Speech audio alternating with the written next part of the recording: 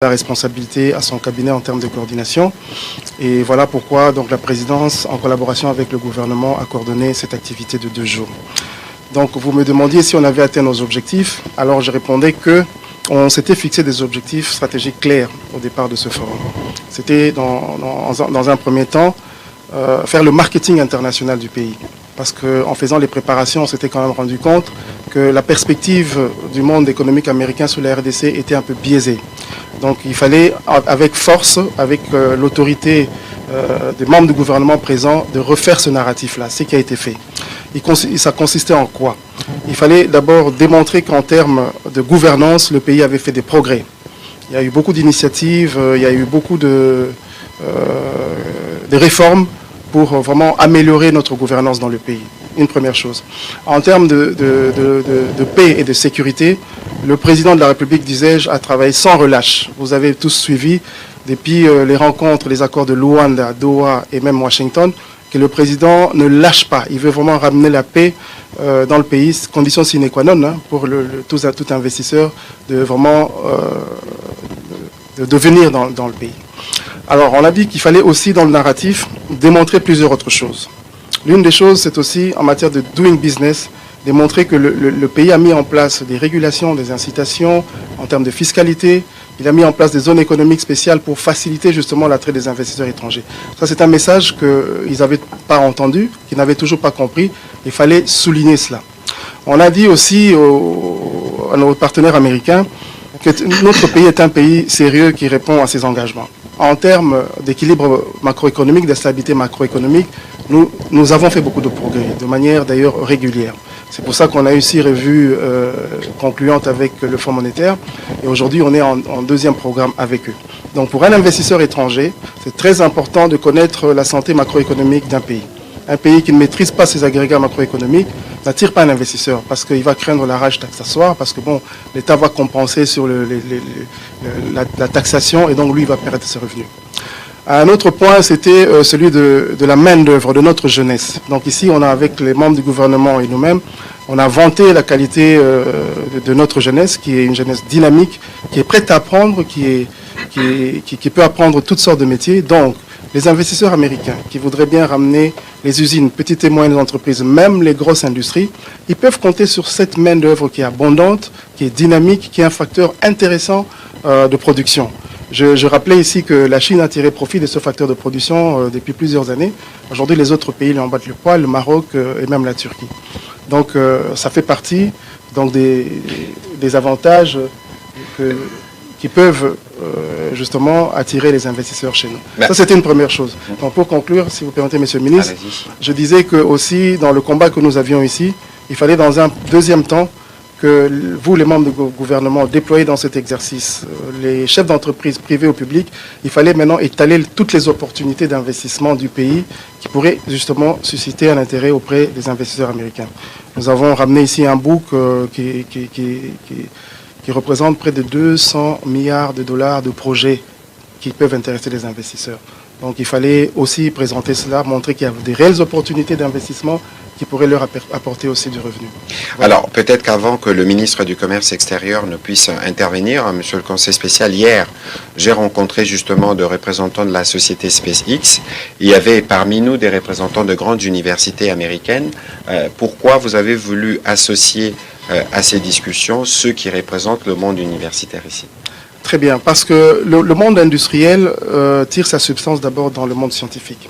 Et c'est très important parce que la ministre de l'Enseignement supérieur et recherche scientifique était aussi ici. C'était important d'engager des synergies entre les universités américaines et les universités en RDC pour justement susciter ces labs, comme on dit, de recherche et vraiment soutenir notre industrie renaissante. Peut-être qu'on aura l'occasion d'y revenir dans des questions. Monsieur le ministre du Commerce extérieur, vous traversez les mondes pour faire justement le bruit, entre guillemets, le bon bruit autour de produits qui viennent de la République démocratique du Congo. Hier, vous aviez eu le privilège de dire plus ou moins le mot inaugural. Vous avez demandé aux Américains, s'ils aiment les affaires, qui viennent faire les affaires en République démocratique du Congo. Au bout de ces 48 heures, est-ce que votre appel a été entendu? Oui, merci beaucoup. Moi je pense qu'il faut remercier le président de la République pour une chose. c'est que depuis plusieurs années, il s'était construit une sorte d'obscurantisme autour de la RDC. Et l'opposé de l'obscurantisme, c'est la lumière. Tout à fait. Et donc, le président de la République, lorsqu'il a déployé cette armada à travers le monde, dont nous-mêmes, c'était de déboulonner, parce que c'est le terme qu'il a toujours utilisé, c'était de déboulonner l'obscurantisme pour que la lumière vienne et que le monde entier commence à voir de bons yeux la République démocratique du Congo. Et nous avons été à la première ligne envoyée par le président et la première ministre. Et aujourd'hui, aux États-Unis, pourquoi le président de la République a choisi effectivement que nous nous retrouvions ici aux États-Unis, la capitale du monde, comme on peut l'appeler, c'est la grande puissance, la première au monde. C'est parce qu'effectivement le président Donald Trump a donné des signaux positifs vis-à-vis des États-Unis au point de vouloir un partenariat stratégique renforcé avec la RDC. Et l'opinion doit savoir pourquoi est-ce que les États-Unis veulent avoir un partenariat stratégique renforcé avec la RDC. Vous savez, il y a des blocs qui se bousculent à travers le monde. Il y a d'un côté le bloc occidental et de l'autre le bloc chinois. Tout le monde se rend compte que c'est le combat des grands autour de la supériorité que doit posséder l'un ou l'autre. Or, la supériorité passe un certain nombre de la maîtrise des outils. Et ces outils-là, c'est parmi les outils stratégiques liés à la défense. Et il se pourrait que les outils de la défense nationale pour chaque pays sont issus de la manipulation d'un certain nombre de minéraux. Quand vous voyez les missiles balistiques aujourd'hui, le guidage des missiles, c'est fait à l'aide des minéraux, notamment le cobalt, notamment le coltan, notamment le lithium. Toutes les composantes qui entrent dans les condensateurs, ça vient de tous ces minéraux-là. Et les États-Unis ont compris effectivement que pour continuer à maîtriser le monde, il faut qu'il y ait un partenaire en face d'eux. Et ce partenaire, c'est la République démocratique du Congo. Voilà pourquoi le président a choisi ce partenariat-là, pour que ce forum vienne s'établir ici, parce que ce n'est pas le gouvernement qui va investir en République démocratique du Congo. L'invitation ici, c'était pour que nous venions expliquer au secteur privé qui va tenir les leviers économiques pour que le secteur privé soit crédibilisé ou soit rassuré de faire les affaires avec la RDC. Et donc, notre gouvernement a apporté ce message-là pour dire à l'opinion américaine que la RDC, c'est réellement un pays des affaires. Que l'autre face qu'on a toujours présentée, c'est une face présentée pour cacher effectivement les opportunités importantes qu'il y a. Lorsque vous examinez le secteur, qu'il s'agisse de l'agriculture, du secteur minier, du secteur des transports, les infrastructures, l'énergie, c'est la manipulation des milliards à travers le monde. Et donc, comme les États-Unis sont là au cœur de la maîtrise de tous ces outils-là, nous sommes ici effectivement pour porter ces messages. Et la question à laquelle je dois répondre, c'est que le feedback que nous avons reçu, c'est qu'il y a beaucoup d'éléments qui n'étaient pas connus par les milieux américains. Tout à fait. Et des éléments liés à l'environnement des affaires, à l'environnement qui est en train d'évoluer. Parce que tout ce qu'on connaît de la RDC, c'est un pays corrompu, c'est un pays où rien ne marche, c'est un pays... Tous ces éléments, on les a démontrés pour dire que chaque pays a une histoire. Et moi, j'ai toujours fait une analyse comparative. Lorsque je parle des États-Unis et de la RDC, j'ai dit attention, les États-Unis sont indépendants depuis 1976. Ça fait 248 ans. 49 ans. 1776. Ça fait 240 quelques années. 249 ans. Nous ne sommes qu'à 65 ans d'indépendance. Donc, on ne peut pas comparer le niveau d'évolution des États-Unis avec celui de la RDC. Ce que nous faisons aujourd'hui, c'est d'ailleurs un pas très important. J'avais dit aux Américains, si on interroge vos 65 ans d'indépendance et nos 65 ans d'indépendance, on va trouver qu'eux étaient plus reculés que nous, si on prend la même période. Parce que toutes choses étant égales par ailleurs, on doit comparer en fait les mêmes périodes. Et donc, lorsque je réplique comme ça aux Américains, ils se rendent compte que la RDC est en avance et fait des progrès. Et donc, c'est à la suite de ces progrès-là que les partenariats entre nous et les États-Unis sont en train d'être scellés. Et je peux rassurer l'opinion congolaise que les entreprises américaines, moi j'en ai compté 220 qui étaient dans la salle, sont désormais prêtes à nouer des partenariats avec le secteur public et privé congolais autour de plusieurs projets que ce soit l'Obito, que ce soit Inga, que ce soit les couloirs verts, que ce soit les infrastructures. Maintenant, chacun est en train de choisir sa filière. Il y a même ceux qui sont dans l'aviation, qui ont dit, mais on a appris qu'il y a besoin de constitution d'une centaine d'aéroports et qu'il y a un besoin de transport des gens, parce que le pays est vaste. Nous sommes prêts. Donc les gens maintenant se rendent compte que l'autre puissance qui devrait exister au monde pourra s'appeler demain la République démocratique du Congo aux côtés des États-Unis. Alors, je me retourne de votre côté, M. Djoudumbi, vu qu'il était dans les préparatifs. Est-ce que nous avons vu effectivement le ministre Paluku parler des 220 entreprises qui ont été représentées. Lorsque vous le prépariez, est-ce qu'il y avait véritablement un intérêt pour ces sociétés de venir écouter ce que c'est la République démocratique du Congo? Bon, disons qu'on avait eu un vent favorable dans l'organisation de ce forum. On a croisé un momentum pour la RDC. Certes, le milieu d'affaires américain était vraiment intéressé, mais en même temps curieux, parce que n'ayant pas beaucoup d'éléments pour décrire ce que c'est que le business en République démocratique du Congo. Donc il y a eu l'engouement, bien entendu, mais il y a eu aussi les circonstances. Son Excellence, M. Julien Paluku a compté 220, moi je n'ai pas compté personnellement. Mais il devait y en avoir beaucoup plus si ce n'était la période de shutdown aussi aux États-Unis. Oui, bien sûr que nous sommes en période de shutdown. L'administration est presque paralysée. Mais je dois l'admettre, il y a quand même un engouement sur la RDC qui n'est pas, je dois l'admettre, qui n'est pas lancé par ce forum. C'est un momentum qu'on a trouvé et qu'on a surfé dessus. Alors, Monsieur Julien, Monsieur le ministre Paluku, commerce extérieur, la République démocratique du Congo, nos produits, parce qu'on a parler des investisseurs américains qui doivent venir, mais quels sont les secteurs que vous avez suggérés ou proposés dans les cas des différents échanges qu'il y a eu entre la partie congolaise et la partie américaine? Bon, le premier secteur qui intéresse, comme j'ai dit, le secteur stratégique, c'est celui de la défense nationale. Eh bien, le secteur que nous avons proposé en premier, c'était le secteur minier. Pourquoi? Parce qu'il intéresse au plus haut point les États-Unis. Et là, le paradigme qui va changer dans les relations entre la RDC et les États-Unis, c'est qu'il ne s'agira pas d'exporter vers les États-Unis des matières brutes. Il s'agira bien sûr de les transformer sur le sol congolais pour leur donner une valeur ajoutée pour qu'on capte la valeur marchande supérieure à celle qu'on captait avant. Il y a les défis de l'énergie, monsieur le ministre. Alors, les défis de l'énergie, pour moi, c'est une opportunité d'investissement. En fait, c'est un cercle qui se construit autour des projets.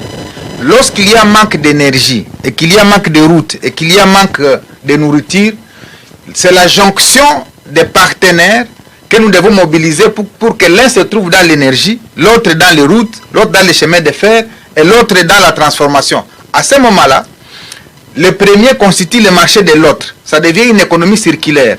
C'est ainsi que pour moi, le manque d'énergie ou le manque de routes n'est pas un problème. C'est au contraire une opportunité qu'une entreprise peut saisir pour servir une autre entreprise. C'est ainsi que les gens disent non, on ne peut pas venir en RDC parce qu'il n'y a pas de route. Non, ça c'est une fausse allégation. Le manque de route appelle un investisseur qui est spécialisé dans les routes. Le manque d'énergie appelle celui qui est spécialisé dans l'énergie. Comme ça, celui qui fait la transformation, c'est qu'il a un marché, c'est celui qui a produit l'énergie. Celui qui a des produits à évacuer, c'est qu'il a une route sur laquelle il va payer les péages. Et chacun retrouve les retours sur son investissement en fonction de ce qu'il a pu faire. Donc, ce que nous avons expliqué aux Américains, c'est ça. Le deuxième secteur, à part le secteur minier, c'est celui de l'agriculture. Nous avons démontré que nous disposons suffisamment d'espace, parce que beaucoup de gens disent, mais vous chantez toujours 80 millions d'hectares de terres arables. Vous savez qu'ici, on commence à utiliser les engrais pour donner aux gens des aliments qui créent suffisamment de maladies. Et il y a des pertes énormes dans les régimes ici de prise en charge des populations parce que les gens ont des maladies liées à des aliments qui sont génétiquement modifiés. Et nous avons démontré que non, il y a un pays au cœur de l'Afrique qui lui n'a pas besoin des OGM. Hein, les objets, comment on l'appelle en Europe, organismes génétiquement modifiés. Nous, on est là, la terre est là, fertile, sans un seul engrais, vous produisez en tonnes et en millions de tonnes pour nourrir le monde. Et donc, c'est un secteur important, et pour les Américains, et pour les Africains. Pourquoi? Parce qu'au-delà du marché américain, nous avons démontré aux investisseurs américains que l'Afrique est en train d'ouvrir ses frontières, parce qu'elle a créé une zone de libre-échange continentale, où il y aura un mouvement des biens et des personnes à travers l'Afrique pour un marché.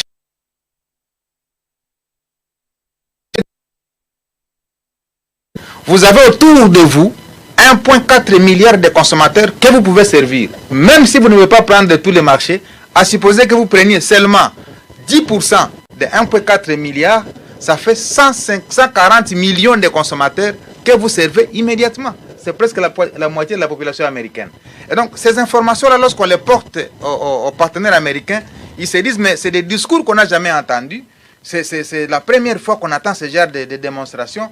Et nous, on avait une autre image de la RDC. Et donc, les partenariats qu'on veut construire sur les biens à amener aux États-Unis ou à ramener d'ici, c'est un partenariat gagnant-gagnant basé sur ces cadres renforcés des partenariats. Et nous avons évoqué la question de l'AGOA. L'AGOA qui est cette loi américaine qui permettait effectivement aux entreprises de l'Afrique de ramener les produits ici sans paiement des frais de douane. Bien sûr, l'administration actuelle est en train de vouloir définir un autre modèle, un modèle qui ressemble à l'AGOA, mais qui permet et aux États-Unis et à l'Afrique de gagner sans que ça ne puisse altérer économiquement l'un ou l'autre. Et donc, nous sommes sur la définition au niveau du ministère du Commerce et celui des États-Unis d'un modèle semblable à celui de African Growth and Opportunity Act. C'est ça l'AGOA. Un modèle semblable à celui-là pour que finalement les partenariats entre nous et les États-Unis soient vraiment basés sur des indicateurs qui permettront et à la population de se retrouver et aux deux gouvernements également de se retrouver. Alors, Monsieur le Ministre, vous avez parlé de 1,4 milliard d'habitants en Afrique. La République démocratique du Congo, avec ses 9 voisins, à la fois Afrique australe, Afrique centrale, Afrique orientale, c'est à peu près le 5e de toute cette population, s'il faut faire l'addition de toutes ces populations. Ça veut dire que le cœur de l'Afrique bat effectivement en RDC. Et ceux qui vont y investir pourront effectivement trouver leur profit. On va commencer la série des questions avec des professionnels de médias qui sont ici à Washington. On va commencer par M. Oscar Mbalkaïch de la télévision nationale.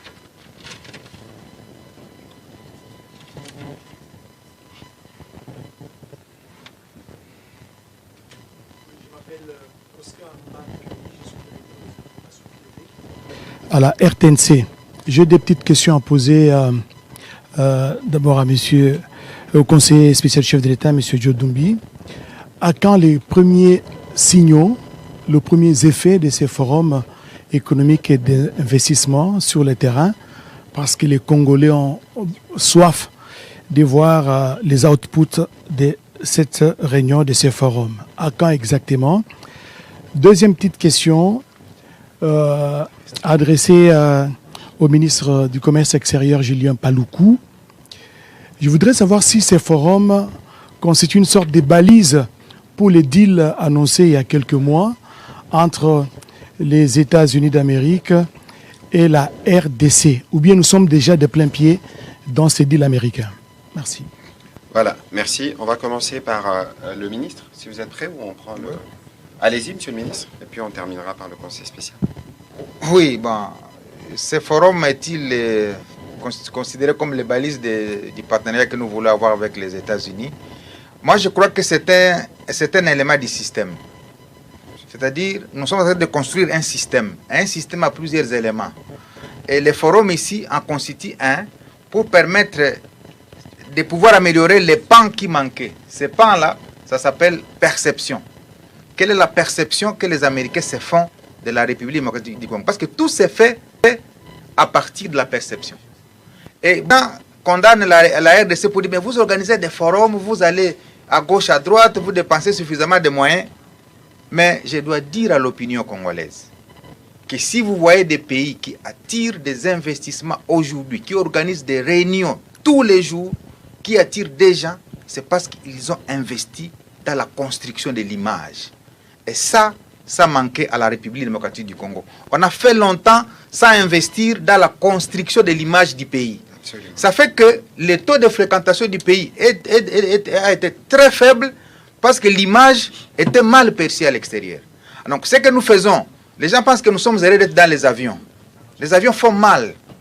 Quand vous quittez Kinshasa, vous allez à Osaka, c'est plus 9 de l'air de Kinshasa. On vous demande de quitter Osaka, vous venez à Washington. C'est moins 5 ou moins 6. Quand vous deviez dormir, on dit il faut être dans une réunion. Et quand vous quittez ici, je quitte ici, je vais à Genève. Parce que je dois aller parler à la CNUSED, qui est la conférence des Nations Unies sur le commerce international. Donc tout ça, c'est pour le président un déploiement massif de son armada pour que peut-être au bout de 5 ans, de 10 ans, la perception là qu'on avait sur la RDC va changer et l'élément que vous avez demandé, quels sont les outputs? Les outputs ne seront pas immédiats, il va répondre. Les outputs, même vous, c'est là où j'ai dit, l'immédiateté a hanté l'esprit des Congolais. Même quand vous allez au champ, vous allez cultiver. Moi, j'ai vécu là où on cultive le café. Quand vous plantez un caféier, mais vous n'allez récolter que le café après 3 ans.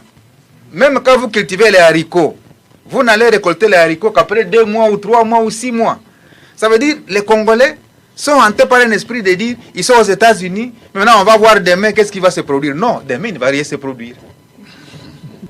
Il faut qu'on soit clair. Demain, il ne va rien se produire. On est en train de construire, on est en train de planter comme on le fait dans un champ. Maintenant, le temps de la récolte va arriver. Peut-être ça pourrait même être sans nous. Ce que nous faisons aujourd'hui, ça peut arriver que le Congo, lorsqu'il va recouvrer l'intégralité de son image, peut-être nous, on sera en train d'observer pour dire, savez-vous ce qui se passe là? C'est nous qui avions construit ça. C'est nous qui avions planté ça. À ce moment-là, d'autres seront en train de manger, si je dois utiliser le terme que vous aimez, manger les fruits de ce que nous aurons planté. Donc c'est comme ça que se construit une nation. Une nation ne se construit pas sur la durée d'un semestre, d'un trimestre. Une nation se construit sur 10, sur 15, sur 20 ans. Je crois que cette perception-là est aussi importante à connaître par notre population. Mais c'est pour ça que justement nous parlons régulièrement de changement de narratif et c'est complètement triste et anti-patriotique de voir qu'il y a des Congolais qui ont à un moment pensé que leur stratégie devait se fonder à combattre les efforts que nous faisons pour obtenir aujourd'hui des investissements massifs des Américains en République démocratique du Congo. Mais ce que nous faisons, nous ne les faisons pas pour le président Tshisekedi, encore moins pour nous-mêmes. Nous les faisons parce que nous devons apporter, nous, notre contribution à la construction d'un des pays les plus importants du monde. Alors, monsieur le conseiller spécial, pour les questions qui vous concernaient, notamment celles sur les retombées. Monsieur le ministre a déjà commencé à donner la réponse. Alors, moi, je vais dire ceci. Le travail a commencé en ce qui concerne les objectifs de ce forum, mais le travail n'est pas fini.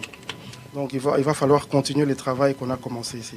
Mais j'insiste quand même, permettez, monsieur le ministre, que je reprenne ce que vous avez dit. Ce qui a changé immédiatement depuis hier, c'est le regard. Il a parlé de perspective, c'est le regard. Et là, c'est vraiment un win, quick win, tout de suite. Les Américains qui sont venus là, qui ont passé le message, il y a quelque chose qui se passe dans leur tête. Ces Congolais, on ne savait pas, on ne pensait pas. On a une journaliste que je connais très bien ici, une amie dans la salle qui n'est pas de nationalité congolaise. Elle me l'a répété hier. Que dans cette ville de Washington, de toutes les communautés d'Afrique, c'est la première fois qu'on voit une histoire comme ça. Donc la perception, le regard a déjà changé. Mais pour nous, le travail n'est pas fini. Et pour avoir les retombées de ce travail, c'est nous-mêmes qui devons susciter les retombées. C'est dans les mécanismes de suivi de ce qui se passe ici qu'on va attirer les réels bénéfices de ce qui s'est passé ici. Alors, les Américains attendent quelque chose. Ils ont vu. Maintenant, ils attendent comment nous allons structurer le suivi de ce qui s'est passé ici, comment nous-mêmes nous allons susciter les intérêts. Il y a beaucoup à faire dans le pays pour que les Américains aussi, bien qu'ils ont changé la perception, mais qu'ils avancent. Il y a beaucoup à faire encore. Et qu'ils aient les cadres qu'il faut. C'est pour ça que la Première ministre ou le ministre parlait de code des investissements et de toutes les facilités mises en place. Je vais encore faire rire parce que pendant les préparatifs, j'étais inspiré par quelque chose que j'avais dit aux équipes avec lesquelles je préparais la mission. Vous savez, vous pouvez avoir une fille que vous avez une perception d'elle, c'est la femme la plus belle du monde. Mais si cette fille, elle prend de l'âge et qu'il n'y a toujours pas un homme qui frappe à votre porte, vous devez vous poser, vous, la question, parce que vous la trouvez belle. Vous devez vous poser la question, est-ce que l'extérieur la trouve belle? En ce moment-là, on va vous dire, oui, votre fille, vous la trouvez belle, mais elle marche dans la rue sans chaussures, elle ne se maquille pas, elle ne se coiffe pas. Donc ça, c'est le travail que nous devons faire nous-mêmes avec notre Congo. Nous devons embellir notre Congo pour que les investisseurs viennent. Et ce travail n'est pas encore fini. Je sais que les membres du gouvernement s'y emploient activement. Et ici, c'est l'occasion pour moi de saluer M. Julien Paluku et ces deux messieurs, ils sont fantastiques. C'est vraiment des guerriers hors pair en termes de marketing international de la RDC. Voilà. Malheureusement, les journalistes n'applaudissent pas. Mais merci beaucoup. Alors, on va passer le micro à Madame Aria. Avant qu'il ne parle, je pense qu'il y a un élément important qu'on doit souligner dans l'ouverture du forum hier avec les Américains. C'est la première fois que je vois des Américains qui sont arrivés à 10 heures et jusqu'à 13h, 14h, ils sont dans la salle. Ça, c'est un élément important qui semble être anodin, mais je voulais les relever. Mais qui a marqué l'intérêt, justement. Qu'il y ait un intérêt. Vous ne pouvez pas rester assis, suivre des gens pendant 4 heures s'il n'y a pas un intérêt. Alors que vous avez d'autres obligations à faire. Nous sommes aux États-Unis, c'est un monde de business, c'est un monde des affaires. Quand quelqu'un perd ses 4 heures consacrées à la RDC, c'est qu'il y a un intérêt. Donc je voulais vraiment mettre... Oui, voilà. Ariana, on vous a mentionné tout à l'heure. On va vous donner la parole si vous avez des questions spécifiques et puis on prendra les questions de M. Marius Munga et les autres journalistes dans la salle. Please go.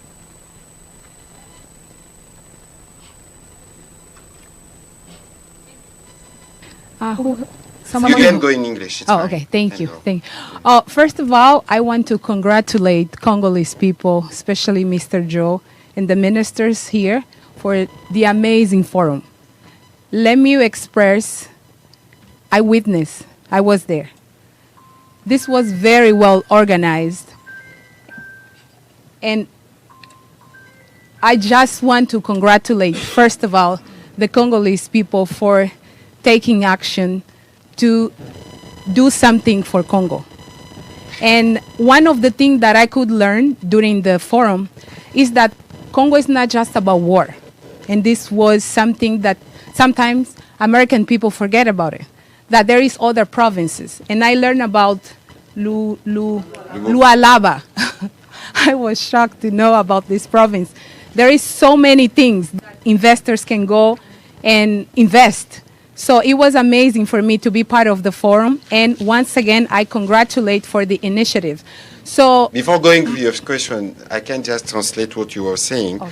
Elle est en train de dire qu'elle a été témoin. C'est une journaliste angolaise basée à Washington qui suit les questions, notamment celles de la RDC, qui est en train de féliciter le gouvernement congolais pour le forum tel qu'il s'est tenu. Généralement, quand on parle de la RDC, on parle que de la guerre. C'est comme s'il n'existait pas d'autres parties du pays.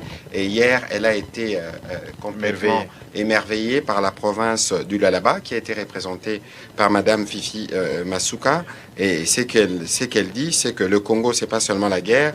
C'est pas seulement, il y a d'autres provinces, mais qu'il y a aussi un besoin pour nous de prendre des actions justement comme celles que nous avons prises pour continuer à donner cette image d'un Congo qui renaît et d'un Congo qui change de narratif. So you can go with your question. yeah, so my question will be, since there is so much potential in Congo, and this is not a work that only government people, ministers can perform in order to attract foreign investors to Congo, and also build this image of Congo, because people have a wrong perception about Congo.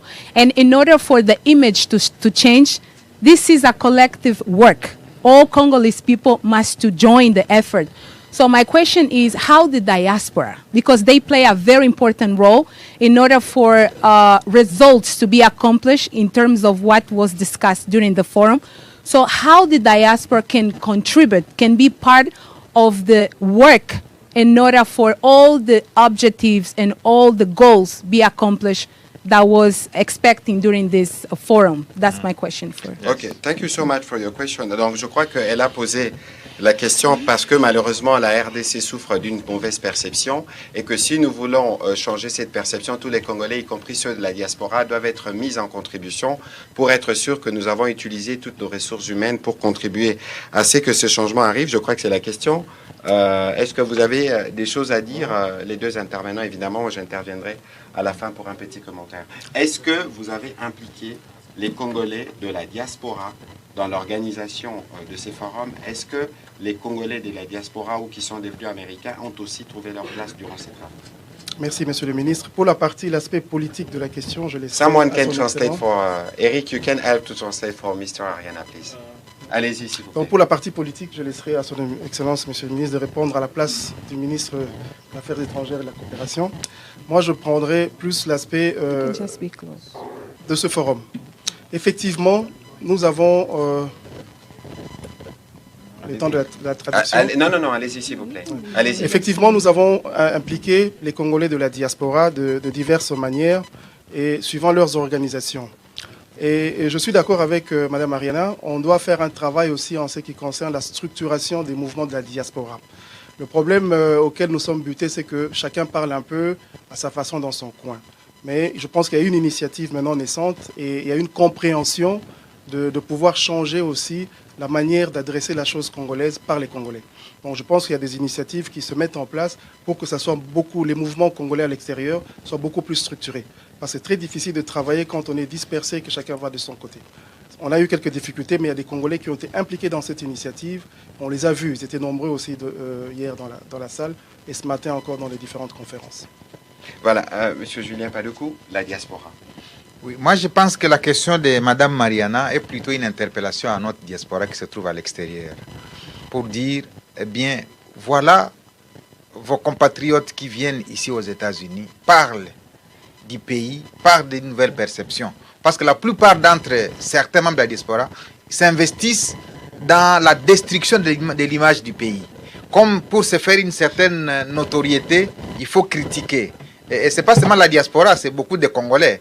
Quand nous sommes en face, par exemple, d'un problème majeur qui agace la RDC, il y en a qui trouvent le loisir de devoir critiquer leur pays, comme si c'est le plaisir de critiquer et de se faire une renommée. Moi, je crois que c'est une interpellation. Et je peux dire que quand j'étais à New York, en marge des Assemblées générales des Nations Unies, j'ai signé un MOU avec la Fédération des Congolais des étrangers.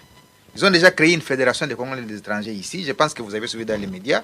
On a signé un MOU avec cette fédération. Elle s'est engagée désormais à dire nous cessons d'être une diaspora de la rue. Nous cessons d'être une diaspora qui fait des marches. Nous faisons d'être une diaspora qui ne fait que critiquer la gouvernance. Mais nous allons désormais aussi apporter les meilleurs de nous-mêmes, de par l'expérience que nous avons accumulée ici aux États-Unis. Et en fonction de cela, j'ai signé un MOU pour qu'il contribue dans les secteurs dans lesquels chacun peut estimer avoir une expertise avérée. Et ça, pour moi, j'ai estimé que c'est déjà un début. Nous devons continuer cela parce que les États-Unis, c'est 50 États. Il faut que nous nous rassurions que chaque État a une petite fédération qui réunit les intellectuels de cet État-là. Parce qu'il y en a qui travaillent. Je sais, il y a le professeur ici, Jamobele, qui donne cours à MIT, à Massachusetts Institute of Technology. C'est les rares des Congolais qui a même inventé le téléphone Okapi, qui est ici aux États-Unis, qui donne cours à la prestigieuse université de MIT. Il y en a qui sont à Harvard, il y en a qui sont partout ailleurs. Donc je considère que l'interpellation de madame est destinée plutôt à notre diaspora pour qu'elle s'organise chacune dans l'état où il se trouve des Congolais et ensemble maintenant ils peuvent dire voici la contribution que nous apportons à la RDC pour que finalement ce pays-là qui nous a vu naître ressemble au pays qui nous a accueillis à travers la contribution. Mais voilà. Je crois que c'est une interpellation qui nous concerne tous, hein, bien au-delà évidemment de l'apport considérable de la diaspora, parce que la diaspora aide beaucoup de familles à vivre à Kinshasa, mais le moment des enjeux qui sont les nôtres aujourd'hui, il faut faire la nette démarcation entre ceux qui relèvent du politicien et ceux qui relèvent de la construction. C'est ce que je fustigeais tout à l'heure, que de voir des leaders, certains leaders politiques qui mettent des moyens, y compris pour combattre la stratégie que porte le gouvernement de la République démocratique du Congo, pour repositionner le pays dans un contexte de crise que nous connaissons. Et je pense que les assises que nous avons tenues à Washington est un bel exemple. Tout à l'heure, la Première ministre a passé notamment sa matinée à recevoir de groupes des femmes congolaises qui travaillent dans divers secteurs ici à Washington, qui se disent prêts à nous accompagner, y compris dans le travail de narratif, de la perception, pour que notre pays cesse d'être perçu comme ces pays où il n'y a que des guerres, pour que notre pays cesse d'être perçu comme ces pays corrompus, parce qu'au sujet de la corruption, il y a évidemment d'énormes efforts que nous faisons. Monsieur Djodumbi le disait tout à l'heure, je ne sais pas si tout le monde fait attention, que pour la première fois, nous avons réussi 6 revues successives du Fonds monétaire international. Ça veut dire que nous avons des critères quantitatifs et qualitatifs de comment nous gérons. Et si le pays était aussi corrompu que d'autres en parlent, je ne suis pas sûr que nous atteindrons ces programmes et que nous aurons autant mobilisé à la fois des appuis budgétaires, mais aussi le portefeuille d'investissement de la Banque mondiale. Donc cessons de nous faire harakiri et nous tous approprions-nous de notre pays et assurons-nous que nous contribuons au-delà de ceux qui sont en responsabilité à construire une nation forte en Afrique centrale. Alors merci Madame Ariana, on va prendre les questions de Monsieur Marius Munga et puis ce sera Monsieur Jean-Ri Koumandé. Allez-y s'il vous plaît Marius.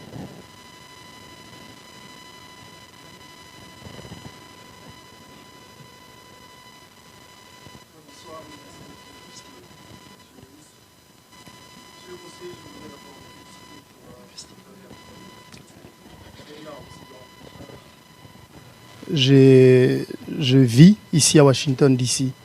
Je pense que c'est la première fois qu'on a vu un événement aussi grand organisé par la RDC. Donc toutes mes félicitations pour ça. Alors j'aurais 2 questions à poser.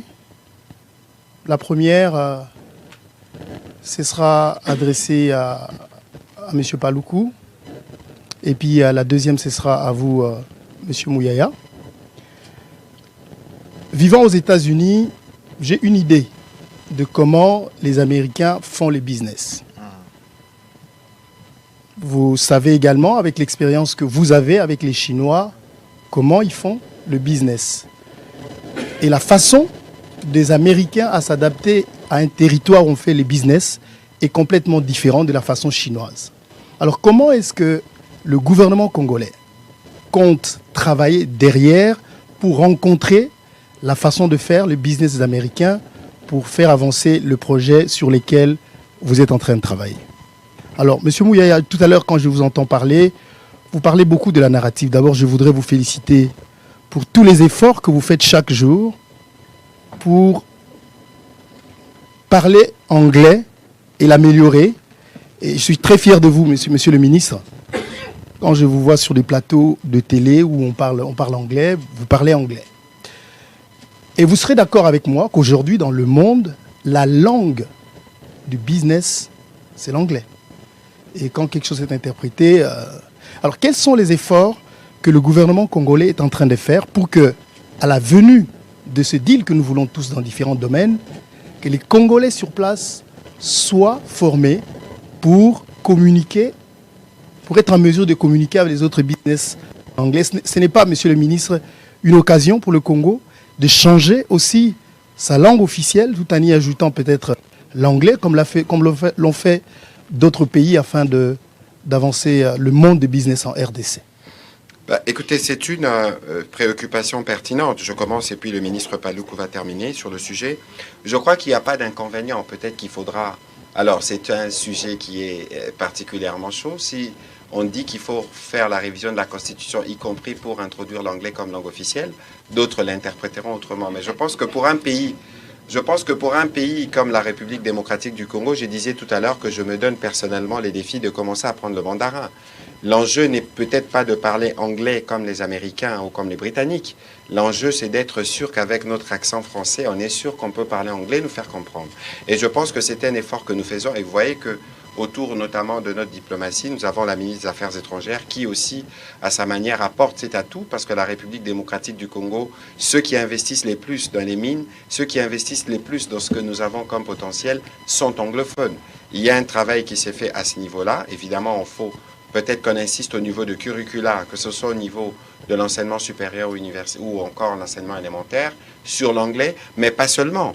Et il y a un grand focus que nous mettons dans la formation professionnelle. Parce que bien au-delà, nous étions au Japon avec le ministre Paluku à Osaka. Les Japon ou la Suisse ou la Genève, vous va y aller.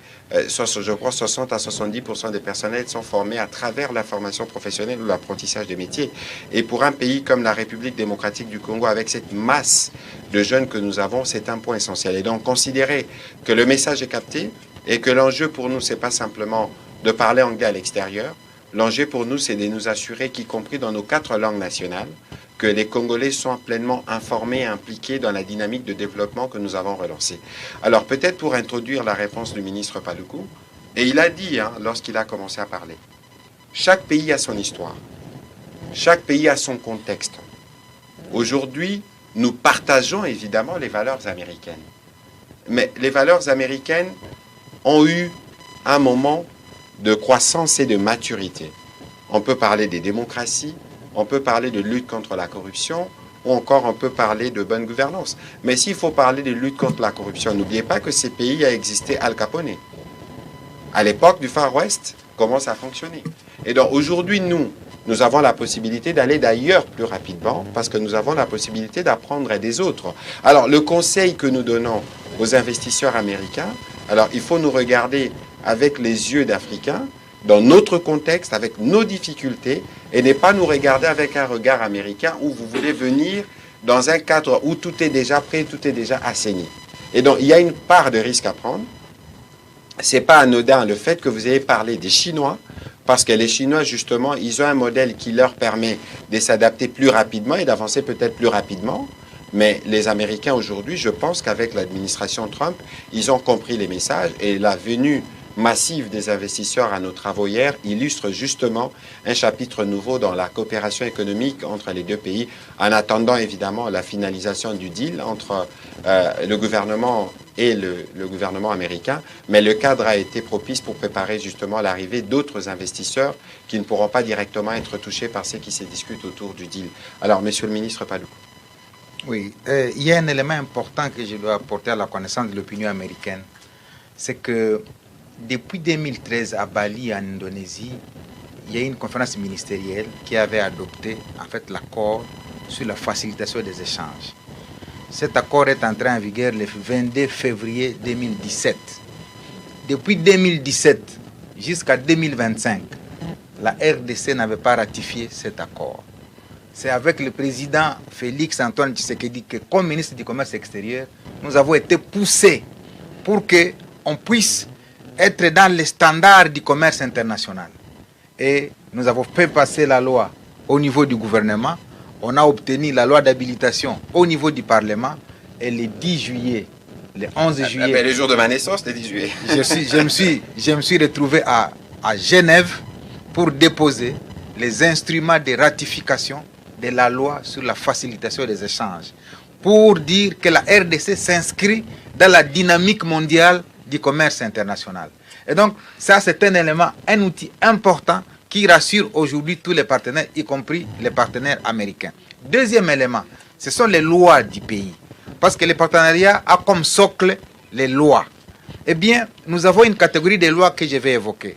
La première loi, c'est la loi sur les partenariats publics-privés, qui a été votée par le Parlement, qui a été promulguée par le chef de l'État. Ça veut dire un investisseur qui arrive est sécurisé par cette loi-là. Donc la RDC peut accorder des concessions désormais à quelqu'un sur une route, sur un chemin de fer, sur un grand projet, sans que cela ne gêne les intérêts de la République. Et il va investir 1 milliard. La loi suivante, c'est la loi sur les conventions de collaboration. Lorsque un investisseur a 1 milliard de dollars à investir en RDC, donc le capital supérieur ou égal à 1 milliard, il n'est pas régi par les droits communs, il est régi par une autre loi qu'on appelle convention de collaboration. Ça définit les différents types d'avantages que l'investisseur va avoir en République démocratique du Congo. Alors tous ces éléments-là ne sont pas connus à l'extérieur. On s'est dit, mais si vous venez en RDC, il n'y a rien qui se fait. Il y a un autre instrument qui est piloté par le ministère de la Justice, c'est le guichet unique de création d'entreprise. Au gouvernement, on est en train d'accélérer pour que dans les 48 heures, lorsque vous avez soumis votre demande de création d'entreprise en RDC, vous puissiez obtenir toute la documentation. Et au milieu du commerce extérieur, nous avons installé ce qu'on appelle le guichet unique intégral du commerce extérieur qui dématérialise toute la procédure. Il y a 2 semaines, nous avons lancé par exemple le numéro import-export qui n'est plus obtenu manuellement en République démocratique du Congo. Il y a une plateforme numérique sur laquelle vous pouvez surfer pour obtenir votre numéro import-export si vous êtes un partenaire américain. Donc, c'est des éléments comme ça au niveau juridique, au niveau du cadre légal, qui sont déjà mis en place, mais qui étaient mal connus au niveau international et qui faisaient qu'il y avait encore un doute pour certains de venir s'installer en République démocratique du Congo. Voilà pourquoi nous trouvons ici aux États-Unis, parlant des affaires et considérant que nous sommes dans le monde des affaires au plus haut niveau, c'est important que nous puissions dérouler toute cette gamme d'éléments juridiques qui rassurent tout partenaire que ce n'est pas politique. C'est au-delà du président, c'est au-delà du ministre, c'est au-delà de la première ministre. C'est des lois qui sont impersonnelles, qui ont été votées par le Parlement et qui s'appliquent à tout investisseur sans qu'il n'y ait aucune influence politique. Ça, c'est un élément important qui rassure, qui fait partie du cadre juridique important que nous avons mis en place au niveau de notre gouvernement. Très important de le rappeler. Alors, on va prendre les 3 ou 4 dernières questions parce qu'on doit terminer. On va commencer par Jean-Ric Oumandé. Bienvenue Bakoumania. Osé Manzanza. Et on terminera par Achille Kadima. Avant, ce sera Cédric Elina. Bon, voilà. Mais pour autant que chacun pose une seule question, ça nous permettra de gagner. Allez-y, monsieur Jean-Ric, s'il vous plaît. Je ne sais pas comment je vais faire. Allez-y, s'il vous plaît. Voilà. Alors, je voudrais savoir, pendant les travaux quelles sont les préoccupations émises par les hommes d'affaires américains et quelles sont les réponses que vous leur avez données, parce que c'est important. On a entendu plusieurs fois... Mais les préoccupations sont plurielles. Peut-être qu'il faut être plus précis parce que les questions portaient à la fois sur les secteurs miniers, les secteurs agricoles, les secteurs forestiers. Sur le secteur minier, voilà. Voilà. Et puis, il y a eu cette question sur le climat des affaires, c'est revenu plusieurs fois. Est-ce que pour vous, c'est un défi ou c'est une interpellation qui vous pousse à mener beaucoup plus de réformes? Pour les conseillers spéciaux, c'est juste de savoir, on a vu beaucoup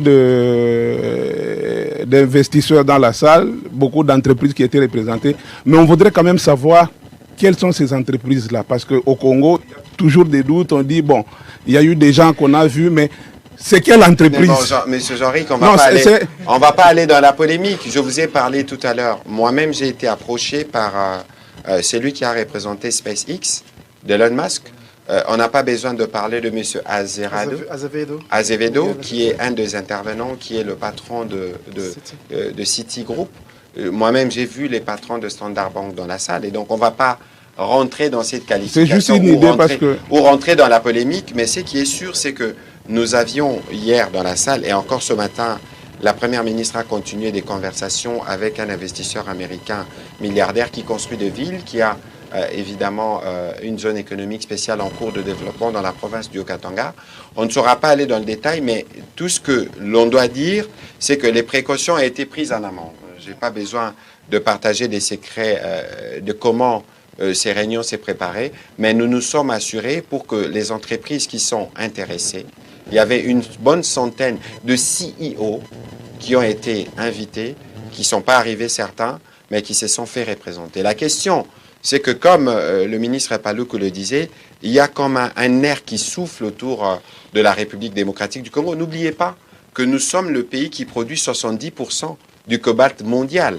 N'oubliez pas que nous, aujourd'hui, nous avons décidé souverainement de dire que désormais, le cobalt s'exploite par quota. Nous avions, nous, bloqué l'exploitation du cobalt et les prix ont pratiquement doublé sur le marché. Donc nous sommes un acteur majeur, non pas seulement pour les ressources critiques, mais parce que nous représentons des réponses aux défis mondiaux. Et donc, il faut qu'on cesse parfois de nous regarder sous les prismes congolais et de nous regarder en ce que nous représentons aujourd'hui, une réponse pour les défis du monde.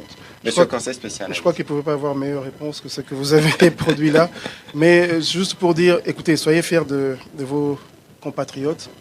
Et on a vraiment remué ciel et terre. On a utilisé tous les moyens. Je vais vous donner un exemple. Vous n'étiez peut-être pas au courant. Mais hier, le gouvernement américain a délégué 2 personnes. Malgré que l'administration est fermée, le gouvernement américain a délégué 2 personnes pour ce forum. C'est beaucoup de fierté pour la République. Donc il faut prendre ça comme ça aussi. Parmi les investisseurs qui étaient là, ceux qui étaient à la table de la Première ministre, ils sont tous billionnaires en termes de worth income.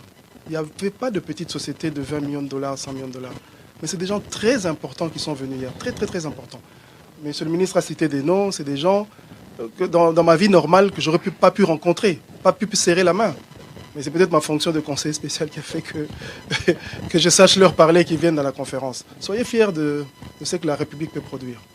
Voilà. Monsieur le ministre Paluku, est-ce que vous avez un commentaire?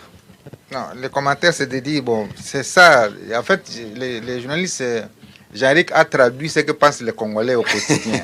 Donc, c'est ça le travail des journalistes, c'est les doutes, mais il doit ajouter comme intellectuel les doutes méthodiques. C'est-à-dire, ne pas seulement croire à ce qui se dit. Vous savez, c'est que les gens qu'on a vus là, et vous avez même les départements d'État qui étaient représentés par celui qui est venu au milieu de la conférence. Ça montre l'intérêt. Maintenant, le climat des affaires. Le climat des affaires, c'est un travail qui se construit au jour le jour. On ne peut pas dire qu'on a atteint les points d'achèvement, comme on le dit, de l'amélioration du climat des affaires. Non, nous sommes dans un processus de construction des fondamentaux pour que le climat des affaires s'améliore. Ceux qui sont là, je l'ai dit hier, il y a une banque qui est arrivée au Congo, je donne toujours cet exemple, avec un capital de 200 millions de dollars. En 5 ans, la banque pèse 5 milliards. C'est un exemple que je donne. Pour vous dire, la RDC, c'est un monde des affaires. Aussi, à voir seulement comment les millions de dollars tournent. Il n'y a pas un seul pays où des dollars tournent comme ça, hein, autour de certains grands projets, des cargaisons de telles marchandises. C'est des millions et des millions. Et je l'ai dit, en fait, il y a des gens qui ont considéré la RDC comme un protectorat. Et ils cachent la bonne information pour continuer à gagner seul. C'est pas pour rien que j'ai dit ça. Alors, ils considèrent que c'est un protectorat. Si on donne la vraie information, il y aura beaucoup de gens qui viendront gagner avec nous. Mais nous, comme gouvernement, nous ne voulons pas gagner avec ceux qui sont là seulement. Nous voulons gagner avec beaucoup de gens. C'est pourquoi nous lançons un message pour dire, on vous a caché la bonne information. Américains, venez vous joindre aux autres qui sont là. Vous trouverez que ces gens ici, ce sont vraiment des gens qu'il faut fouetter parce qu'ils nous ont caché la bonne information. Il y a du business en RDC. Il y a du bon business en République démocratique du Congo et dans tous les secteurs.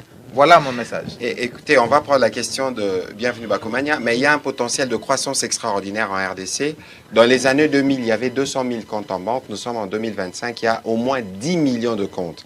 Si vous faites un petit calcul, vous allez voir que la croissance s'est arrivée à 500% dans les secteurs bancaires et nous avons un pays de 100 millions d'habitants. Donc il y a un potentiel de croissance extraordinaire pour ce qui viendra dans les secteurs bancaires, dans les secteurs des télécoms, dans les secteurs agricoles. C'est vraiment les viviers qui permettra à ceux qui viennent investir aujourd'hui de devenir plus puissants demain. Oui, monsieur Bienvenue Bakoumania.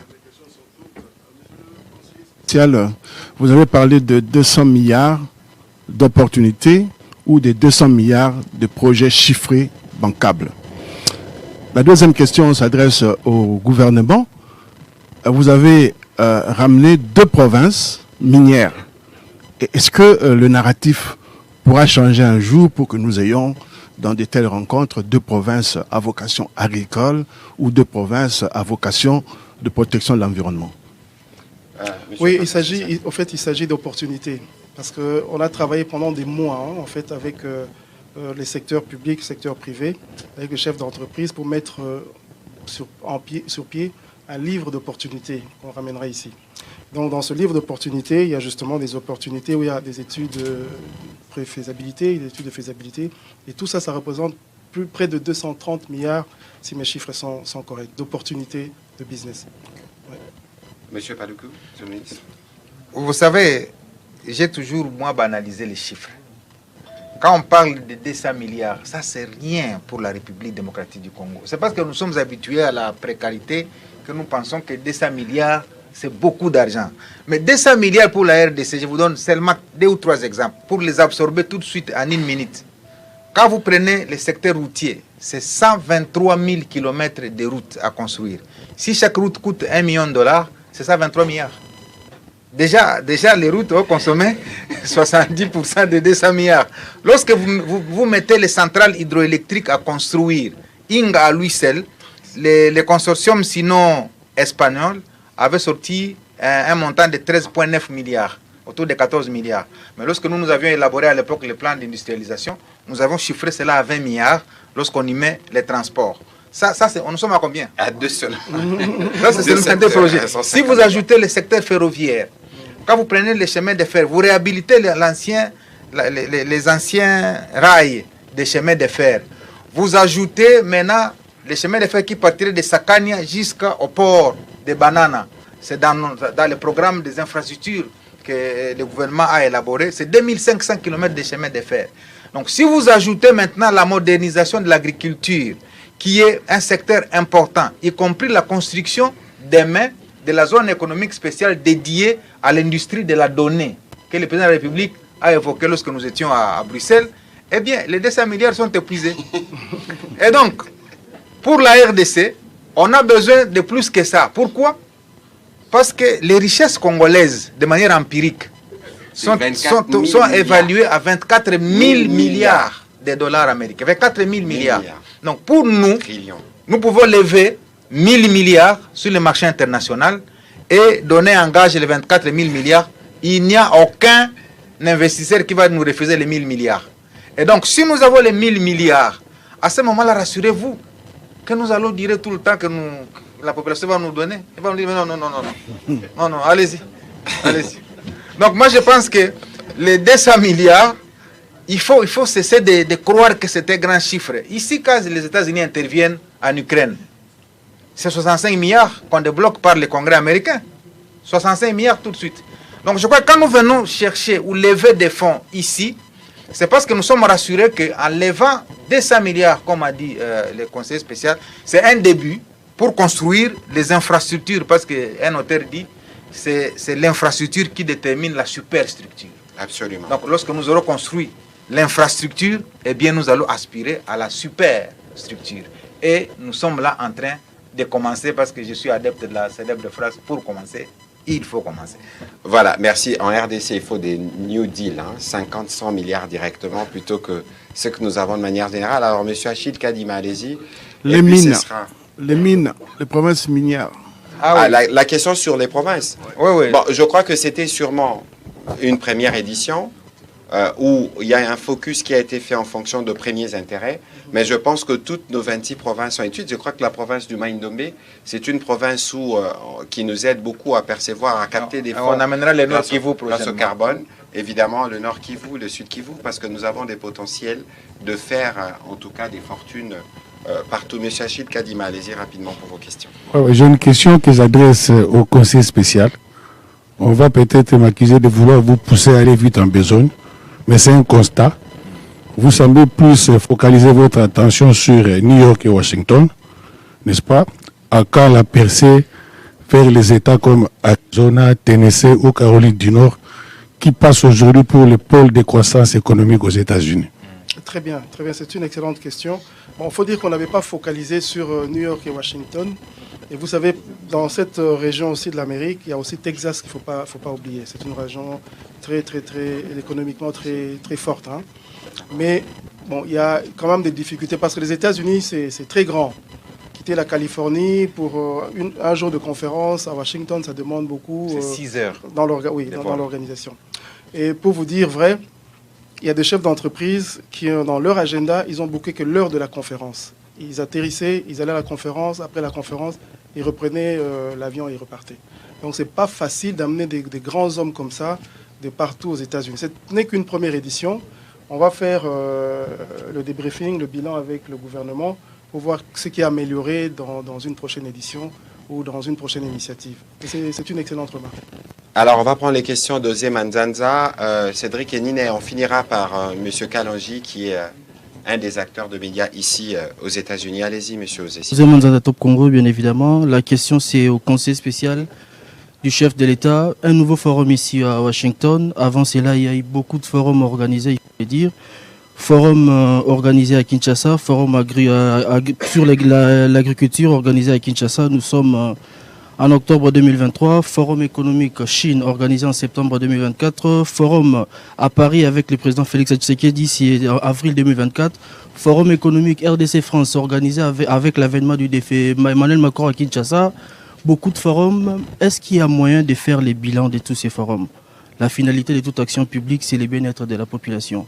Qu'est-ce que tous ces forums apportent à la population et à l'État congolais? Très bien, c'est une bonne question. Vous savez, ce que vous avez dit là, c'est un peu les critiques qu'on avait reçues au sujet des voyages du chef de l'État. Les gens ils ont fait du bashing sur les voyages du chef de l'État, mais aujourd'hui, les mêmes sont les premiers à applaudir. Ça a donné des résultats, diplomatie active, diplomatie ouverte, et voilà, le Congo est sorti du noir, il a la lumière. Ces forums, c'est la même chose. On a tous parlé ici de la perception de la RDC. Il ne faut pas avoir peur de le dire. La perception n'était pas bonne. Et tous ces forums-là, justement, c'est pour changer un peu, apporter un nouveau narratif sur notre manière de fonctionner, sur notre manière d'opérer même en business, et pour attirer les gens. Moi, je pense que les investisseurs, en tant qu'économistes, je sais aussi, ils ne peuvent pas faire affaire à vous quand ils ne vous connaissent pas. Avant de faire affaire avec vous, ils doivent vous connaître. Vous avez certainement entendu parler des due diligence avant de commencer les business avec les gens. Ça fait partie. Donc nous, on vient dire ouvertement au monde quels sont les atouts de la RDC. C'est comme ça que je l'ai dit. Et là, maintenant, on voit le changement. Depuis hier, dans nos contacts américains, on voit le changement. Je vais vous dire une chose. L'agenda de la première ministre était overbooké avec des demandes de rendez-vous de ces patrons que vous avez vus hier. C'était le cas également en Chine. Au-delà des intentions qui sont manifestées en termes d'impression que les gens disent que c'est bon, quelles sont les entreprises qui viennent s'installer en RDC après avoir exprimé des bonnes intentions sur les discours que vous apportez? Vous ne le savez peut-être pas. Grâce au Forum de Chine, la RDC aura 2 usines de médicaments qu'on a commencé à fabriquer. La RDC aura 10 hôpitaux de standing international dans 10 territoires de la RDC. Et ça, c'est le forum Chine-RDC. Non, il ne faut pas aller vite en besogne, parce que vous savez aussi, entre le moment où il y a l'intérêt, c'est-à-dire un lead, on détecte qu'ici, on peut arriver à une opportunité, les affairistes le savent, il y a tout un process. D'abord, on identifie, ça, on le transforme en opportunité, opportunité en projet réel, ça prend du temps. Ça prend du temps. Un investisseur ne va pas comme ça voir aujourd'hui, je vois avoir un potentiel et je vais à la banque, je prends l'argent, je donne. Ça ne marche pas comme ça. Dans le monde d'affaires, il y a d'abord, on identifie un lead, on le transforme en opportunité réelle, on avance avec des études jusqu'au projet et à son implémentation. Donc tout ça, ça demande du temps. Mais bien avant d'ailleurs, le ministre Paluku le disait tout à l'heure, lorsque vous regardez des grosses boîtes ici, je ne vais pas les citer pour ne pas en faire la publicité, les portefeuilles qui absorbent le gros du budget, c'est les portefeuilles de la publicité. Mais demandez-vous pourquoi le téléphone que vous tenez en main, cette société qui est connue mondialement, investit autant dans la publicité. Et donc il faut considérer que les forums, on peut en faire 1000 par an, mais pour autant que nous puissions parler de notre pays et que la perception qui est celle qu'on nous donne, qui n'est pas la nôtre, permet aux uns aux autres d'échanger, ne fût-ce que la manière de voir. Et c'est pour ça qu'hier, nous avons par exemple rappelé le combat du siècle en 1974, le Rumble in the Jungle, qui est un événement qui a marqué, historique, qui a marqué les relations américano-congolaises, mais pas seulement, mais tout le monde de la boxe tient ces combats comme référence en parlant du soft power. C'est dire aussi l'importance pour nous comme pays, bien au-delà de ces opportunités qu'il y a dans les secteurs miniers économiques, de présenter notre partie culturelle. Parce qu'aujourd'hui, les États-Unis sont réputés superpuissants, non pas seulement parce qu'ils ont des bombes, mais parce qu'aussi ils ont une industrie cinématographique qui a permis, par exemple, d'avoir une autre vue des fêtes américaines qu'on a vues au Vietnam et dans d'autres secteurs. Et donc, il faut considérer qu'on n'en fera jamais de trop. Tant que nous parlons de la RDC, tant que nous nous sommes appropriés notre narratif et tant que nous sommes ceux qui parlent de nous, personne ne les fera mieux que nous. On va prendre la question de M. Kalanji et M. Skedina. Vous pouvez avancer parce que nous allons terminer avec vos deux questions en même temps. S'il vous plaît, M. Kalanji. Oui, bonsoir tout le monde. C'est Kalanji TV. Des petites questions à vous trois, donc séparément. Pour M. Mouyaya, à quand la digitalisation et la numérisation de tous les systèmes congolais pour diminuer le vol, la tricherie et les maux de tête que nous avons? Deuxième question au ministre Paluku. La diaspora, Balingi Bayeba, est-ce qu'il y a une possibilité, au moins, exonération pour les gens qui veulent faire entrer les choses au Congo, qui sont congolais mais qui ne sont pas riches, qui ont peu de moyens, mais qui veulent aller investir chez nous? Comment, à la douane, ça se passe comment? Et entre-temps aussi, l'Obito avec Banana. Pouvez-vous dire un mot sur l'Obito? Je vois les corridors de l'Obito, on en parle trop, mais on ne parle pas sur le corridor des Bananas qui est à nous. Est-ce que vous pouvez dire un mot? Pour les conseillers spéciaux, une simple question. Comment pensez-vous laisser un couloir après ce forum? Allez-vous laisser un couloir entre nous et les États-Unis ou bien c'est fini? Vous reviendrez encore par après pour un autre couloir. Merci. Merci. Alors, la question de la digitalisation est une question centrale. Je pense que l'une des innovations du deuxième mandat du président de la République, c'est la création du ministère du numérique. Maintenant, on a même un ministère de l'économie numérique. Il existe une agence de développement du numérique et hier, la première ministre a pratiquement cité 3 fois M. Dominique Migisha qui dirige l'ADN parce que c'est un enjeu. Mais les numériques, c'est tout un écosystème. C'est tout un écosystème qui vient avec ce que la technologie impose, mais il y a évidemment une formation qui implique que les agents de l'administration apprennent à fonctionner de manière dématérialisée. Au gouvernement, nous sommes en train de travailler à l'installation de l'intranet. Nous avons déjà commencé le process, mais c'est un process qui va prendre du temps. Ce qui est bien ici, c'est que nous avons déjà la vision. Le président de la République parle du numérique comme un levier des développements. Bien au-delà, nous avons de jeunes qui se forment de plus en plus dans les domaines du numérique. Je pense que c'est une opportunité. Et c'est pour ça aussi que c'est intéressant que la thématique sur le numérique, la numérisation, la digitalisation fait partie de points qui ont été abordés parce que c'est aussi une niche à la fois pour les Américains, mais aussi pour les Congolais qui sont ici, qui travaillent dans les secteurs. Donc, considérez que nous sommes en train de relever les défis, mais c'est un processus qui va prendre le temps que ça prendra. Monsieur le spécial, et oui, puis ce sera le ministre Paluku pour terminer. C'était à propos du couloir. Donc, dans le processus, on va d'abord rendre compte à celui qui nous a chargé de faire cette mission.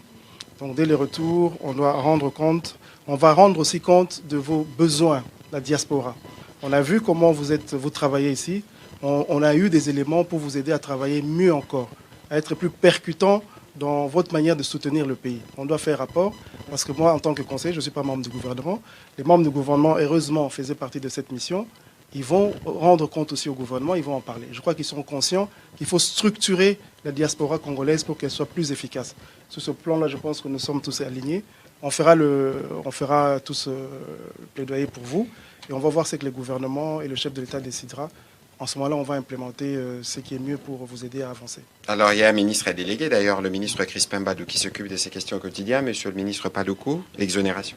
Oui, et avant l'exonération, je voudrais dire que par rapport à la première question de la digitalisation, peut-être l'information vous échappe, eh bien, le gouvernement a adopté ce qu'on appelle la facture normalisée. Désormais, quand vous allez dans un marché, un supermarché, il faut demander la facture. Comme dans tous les pays ici où nous sommes. Ça, c'est déjà un outil introduit par le gouvernement. Pour que le gouvernement suive, en fait, sa TVA qui est collectée par les opérateurs économiques, mais qui n'est pas reversée à l'État. Et ça va faire exploser le budget de l'État comme jamais auparavant. Donc ça, c'est le premier outil que le gouvernement est en train déjà d'expérimenter. Le deuxième outil, c'est ce que j'ai cité, la loi sur la facilitation des échanges de l'OMC. Cette loi oblige le gouvernement qui l'a ratifiée de dématérialiser toutes les procédures. Donc ça va empêcher en fait la manipulation par les mains de nos agents et de la douane et des services de collecte des impôts et taxes. Il s'agisse de la DGI ou de la DGRAD. Donc cette ratification de l'instrument de l'OMC est une avancée significative dans la dématérialisation et la migration vers la digitalisation de toutes nos procédures. Ça, c'était important à rappeler. Maintenant, l'exonération, non. Ce n'est pas toute marchandise qui arrive à la frontière est exonérée. Non. Il faut être soumis à un certain nombre de critères. Vous devez démontrer le type d'investissement que vous venez faire. Et la porte d'entrée, je l'ai rappelé hier, c'est l'Agence nationale de promotion des investissements. Lorsque vous avez un projet que vous voulez ramener au pays, vous vous adressez à l'ANAPI, qui est une agence créée par le gouvernement, qui prend votre dossier, il l'analyse, il le fait passer très rapidement par ses outils de contrôle, et on remonte les projets au niveau du ministère du Plan et du ministère des Finances qui signe un arrêté interministériel lequel arrêté vous permet maintenant de faire entrer vos marchandises ou vos éléments par une justification dûment motivée. Sinon, c'est tout le monde qui viendrait pour dire « j'amène ma marchandise et j'entre au Congo ». Donc, nous sommes un pays respectueux des lois comme tous les pays du monde, comme aux États-Unis. On ne peut pas venir avec les marchandises aux États-Unis et on passe à la douane. Il faut qu'on justifie pourquoi on veut demander une exonération. Alors, l'Obito, on en a parlé, c'est un vaste programme. Moi, je voudrais que les gens comprennent que l'Obito n'est pas un projet. La différence entre un projet et un programme, c'est que un projet, c'est une activité qui concourt à l'atteinte d'un objectif. Un programme, c'est un ensemble de projets. Et donc, pour la RDC, on voudrait considérer l'Obito comme un programme, c'est-à-dire, au-delà de l'infrastructure ferroviaire à construire entre Kolwezi et l'Obito pour le transport des biens, eh bien, il doit se développer un autre corridor, parce que ça, c'était un corridor de transport. Maintenant, il faut qu'il y ait un corridor de développement industriel. Je me rappelle quand j'étais ministre de l'Industrie, on avait piloté la création de la Direction générale des corridors de développement industriel. Ça a été adopté au Conseil des ministres. Pour que les corridors de transport cessent d'être seulement des outils d'évacuation des marchandises. Mais qu'au-delà de ces corridors se développe un autre corridor qui développe une série d'activités le long. Vous prenez aujourd'hui Kinshasa-Kikwit, c'est 525 km. C'est un corridor de transport. Mais on n'a pas imaginé de mettre le long du corridor de transport un corridor de développement industriel. Ça fait que vous pouvez quitter Kinshasa jusqu'à Kikwit sans avoir où vous allez trouver de l'eau, où vous allez trouver même une boîte de biscuits si vous avez faim. Donc c'est cette perception-là de nos corridors que le gouvernement, sous l'autorité du président de la République, veut changer. Et l'Obito va prendre l'ensemble de tout ça, c'est-à-dire les routes, les chemins de fer, l'énergie, l'agriculture, la fibre optique. Tout ça, ça devient un méga projet parce que même si l'Angola a la bonne partie du corridor, c'est-à-dire 1730 ou 50 km et que nous ayons 450 km, eh bien, la partie utile du corridor, c'est la RDC. Parce que c'est la partie d'évacuation de ce qui est utile.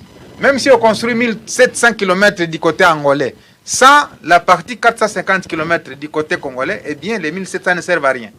Donc voilà pourquoi la RDC est presque au cœur du corridor de Lobito. Et si vous voyez la mobilisation qui s'est faite aujourd'hui autour de ce corridor, je viens de Bruxelles, ça a été au cœur de l'initiative Global Gateway. L'Union européenne a mobilisé 306 milliards, parce que l'année passée nous y étions, ils avaient dit qu'ils allaient mobiliser 300 milliards, mais ils sont arrivés à 306 déjà, après une année, dont la moitié est destinée à l'Afrique. Et nous, la RDC, l'Angola et la Zambie, nous voulons aussi prendre la moitié de la moitié. Hein, pour que nous nous rassurions que nous avons suffisamment capté les fonds Global Gateway. Maintenant, ici aux États-Unis aussi, nous y sommes pour dire aux Américains, mais vous aussi, voici, les éléments sont là pour capter vos investissements. Intéressez-vous. Parce que si vous ne vous intéressez pas à la RDC, évidemment, d'autres qui font partie des grands blocs mondiaux vont s'intéresser. Et c'est le jeu des grands. Et nous, nous sommes là au milieu pour dire, mais nous sommes disponibles pour servir les intérêts stratégiques des Américains. Hein? Alors, le port de Banana est à construction. Et parce qu'il ne s'agit pas seulement de construire le corridor de Lobito. Le gouvernement a tout fait pour construire le corridor de Banana. Pourquoi? Les gens posent la question de savoir pourquoi on ne fait pas le pont route rail entre Brazzaville et Kinshasa. L'option a été levée de commencer par les ports en eau profonde de Banana. Parce que si nous ne construisons pas le port de Banana, nous continuerons à être alimentés par les ports en eau profonde du côté brazzavillois. Pointe-Noire. À ce moment-là, si nous commençons par le pont route rail, c'est des éléments stratégiques, ça veut dire nous allons tuer l'initiative du port de Banana. Et donc, nous commençons par le port de Banana pour que les bateaux en destination de la RDC ne puissent plus accoster ni à Durban, ni à Pointe-Noire, mais à Banana. À ce moment-là, ça nous permet de construire une zone économique spéciale, d'ailleurs, autour de Banana, pour tous les projets que les Américains peuvent venir développer. Parce qu'il y aura une capacité importante d'évacuation des produits. Lorsque nous étions dans nos fonctions passées, nous avons évalué à plus de 1 million à 2 millions de conteneurs qui vont accoster sur les ports de Banana. Et cette marchandise ne peut pas être évacuée en véhicule. C'est que nous devons construire un port logistique qui est une zone économique spéciale à Banana pour permettre aux marchandises qui passent leur temps de traitement là-bas de bénéficier des avantages définis dans une loi que la RDC a dû voter. Donc, c'est des avancées, ces éléments-là sont importants à être connus à travers le monde pour que les gens voient que la RDC a suffisamment avancé par l'initiative du président de la République qui tient à redorer son image et à faire de la RDC le levier du développement économique de l'Afrique, si pas de l'Afrique centrale. Voilà, on va prendre la dernière question avec M. Kenina, s'il vous plaît. Une question économique et puis une question politique. Nous ne pouvions pas quitter le National Press Club sans pour autant parler de l'actualité politique. D'abord, la question économique. Les corridors de Lobito a été présenté avec beaucoup plus d'intérêt devant le monde des affaires américain. Mais il y a une observation. On a comme l'impression que le côté angolais, les choses ont beaucoup avancé et que le côté congolais, ça n'a pas assez avancé. On est à la recherche d'un aménageur jusque-là. Qu'est-ce qui explique d'abord ces retards du côté congolais par rapport au côté angolais? Avec les processus PPP, on sent que ça a vraiment avancé. La deuxième question revient au ministre de la Communication et Médias, une question politique. Il y a eu signature de l'accord sur les mécanismes de contrôle et de surveillance du cessez-le-feu entre le gouvernement de la République et la FCM 23. Votre réaction à chaud à ces sujets? Et une deuxième sous-question, c'est aussi d'actualité, c'est la réunion d'un pan important de l'opposition autour de l'ancien président Joseph Kabila. Quelle est la réaction du gouvernement à ces sujets? D'accord, on va commencer par le ministre Paluku sur la question essentielle. La question essentielle, c'est la question économique. Oui, je pense que vous pouvez dire que du côté angolais, on a trop avancé. bon, je n'ai pas encore été en Angola pour voir ce qui est avancé, effectivement. Ça peut être une manipulation aussi. Chez nous aussi, nous avançons. C'est-à-dire, les vice-premiers ministres en charge du transport, c'est lui qui préside la task force qui pilote les codeurs de Lobito. Je parle sous son contrôle. Il y a eu un accord qui a été signé entre les 3 pays parce que les codeurs de Lobito n'est pas un projet que chaque pays va développer de manière isolée. Donc il ne faut pas qu'on commence à opposer les États pour dire non, l'Angola a déjà avancé, vous n'êtes pas. Non, non, c'est un projet intégrateur qui aligne et l'Angola, la RDC, la Zambie. Je vous ai donné l'exemple.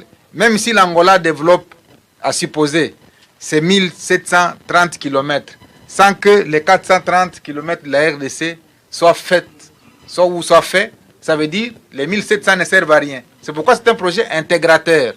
Donc, il peut y avoir en amont un engouement pour d'abord évacuer les 1700 km, ce qui est tout à fait normal, c'est stratégique. Ça veut dire, au lieu de commencer par 450, on peut commencer par faire les 1700, parce qu'on suppose que les 450 ne feront pas beaucoup de temps.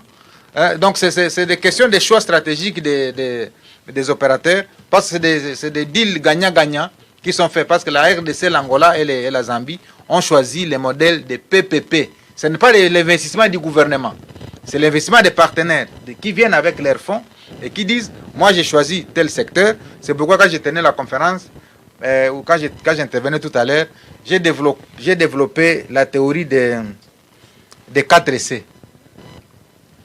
Le premier C, c'est la coordination, c'est-à-dire la coordination doit aligner, 1, la coordination entre nous les 3 pays, 2, la coordination entre les partenaires.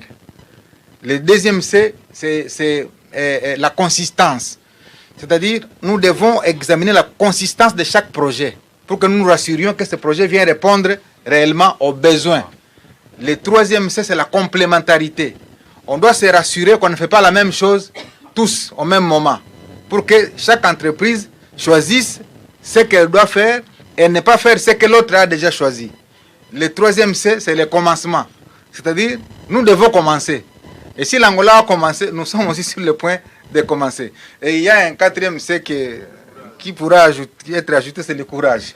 Donc, alors, il faut que chacun soit courageux de commencer. C'est la théorie des 4 C que j'ai développée tout à l'heure lorsque je parlais du colonel Lobito. Mais on reviendra. Vous aviez parlé des 12 points. Il y a une question sur Nairobi. Bon, écoutez. Oui, j'ai un point de vue là-dessus. Sur cette question d'abord, sur Doha, je crois que c'est le 2e point en termes de mesures de confiance qui nous permet d'avancer pour aller vers l'accord. Parce que nous savons que tous les jours, que nos populations sont sous la coupe de ceux qui gouvernent par crime, nous avons des éléments d'inquiétude. Et donc la détermination du président de la République, c'est de faire aboutir toutes les discussions, y compris celles de Doha. Et donc il y avait un point qui était resté en suspens dans les discussions dernières, qui portait justement sur le mécanisme de cessez-le-feu. C'est les points qui ont été adoptés hier. Maintenant, nos négociateurs qui sont sur place vont continuer à discuter sur la mouture de l'accord qui leur a été proposé, de sorte que dans un délai relativement court, nous puissions avoir l'accord qu'il faut, qui viendra compléter l'accord de Washington pour nous permettre d'aller effectivement vers la paix. À Washington, la semaine dernière, nos experts y étaient. On a fini les discussions sur la création du cadre d'intégration économique régionale, mais on n'a pas signé simplement parce que le préalable pour nous, c'est le retour de la paix, et une paix que nous souhaitons durable et définitive, qui est la condition pour parler d'intégration et aller vers le développement. Alors, vous me posez la question sur Nairobi, évidemment, je me ferai compléter par mon collègue sur le sujet, mais d'abord, pour nous, ce n'est pas la question principale, c'est une question accessoire, j'ai envie de dire. Tout à l'heure, lorsque j'ai discuté avec un compatriote à ces sujets, il m'a dit, mais Monsieur le ministre, ne voyez-vous pas que c'est comme un étrange mélange de fugitifs, de condamnés ou des personnes qui sont liées par un point commun qui s'appelle la frustration et qui se sont retrouvés malheureusement dans un pays qui commence à devenir, ou dans une capitale qui commence à devenir un peu une capitale de complot contre la RDC. Je n'ai pas besoin de rappeler les tristement célèbres mouvements qui se sont nés là-bas, ou les réunions qui se sont nées là-bas, donc Nairobi. Et puis lorsque vous regardez les personnes qui s'y retrouvent, voyez, il y a comme un climat de nostalgie, des privilèges perdus. Et aujourd'hui, lorsque vous regardez, lorsque vous lisez ce qui en est ressorti, vous avez maintenant la certitude que l'action du président de la République, dont on a parlé durant ces briefings, est une action qui énerve. Parce qu'aujourd'hui, nous sommes en train de relever la République démocratique du Congo. Et cette idée est sûrement insupportable pour les uns et les autres qui n'ont pas pu, pour les années où ils étaient là, de donner un tel espace à la République démocratique du Congo. Je disais tout à l'heure, on a fait 6 revues successives. Pour la première fois qu'on réussit un programme. Aujourd'hui, si vous regardez les portefeuilles de projets Banque mondiale à RDC, c'est plus de 8 milliards. Alors aujourd'hui, si vous regardez la taille de notre budget, bien que ce soit encore modeste par rapport à nos capacités, vous voyez les efforts qui sont consentis. Si vous regardez la gratuité, nous sommes dans un pays qui quotidiennement est en train d'avancer. Et le prétexte de la réunion, c'est un prétexte soi-disant de la paix. Mais nous connaissons les rôles des uns des autres dans l'histoire et dans les présents, dans la déstabilisation du pays. Et donc il faudrait peut-être pas qu'on se trompe. Et malheureusement, encore une fois, ils se sont auto-disqualifiés parce que le président de la République disait à Bruxelles qu'il n'organisera pas, ou les personnes qui doivent participer au dialogue doivent être des personnes qui sont capables de nommer l'ennemi. L'ennemi n'a pas été nommé. Ça veut dire encore une fois qu'il y a cette forme toujours de complicité des Congolais qui veulent s'associer à l'œuvre de la destruction de ce que nous sommes en train de construire, parce que nous voulons trouver des solutions, non pas seulement pour les Congolais d'aujourd'hui, mais nous voulons trouver des solutions pour les Congolais de demain. Et donc, il faut considérer que pour nous, c'est un non-événement. L'événement était ce que nous avons fait à Washington, et que pour nous, aujourd'hui, quoi qu'il en soit, le président de la République a déjà tracé la voie. Nous avons un processus qui se tient ici à Washington, un autre qui se tient à Doha, et à l'intérieur du pays, le président de la République a déjà rassemblé toutes les confessions religieuses qui ont une feuille de route, et en tant que garant de la nation, article 69 de la Constitution, les moments venus, c'est lui qui décidera, mais il a déjà préalablement défini les lignes, parce qu'il ne sera pas question de faire un dialogue avec les représentants de ceux qui sont nos agresseurs aujourd'hui. Monsieur le ministre Paluku, vous avez sûrement un complément.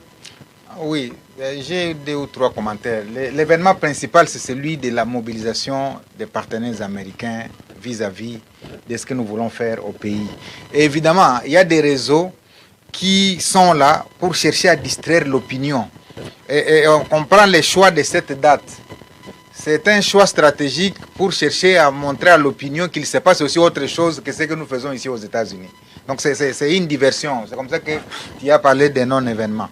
Vous savez, quand j'ai lu les documents, si vous prenez le point 3.2, vous voyez que le point 3.2 parle de la condamnation de ce qui se passe à Ituri et dans la partie nord Kivu sous état de siège.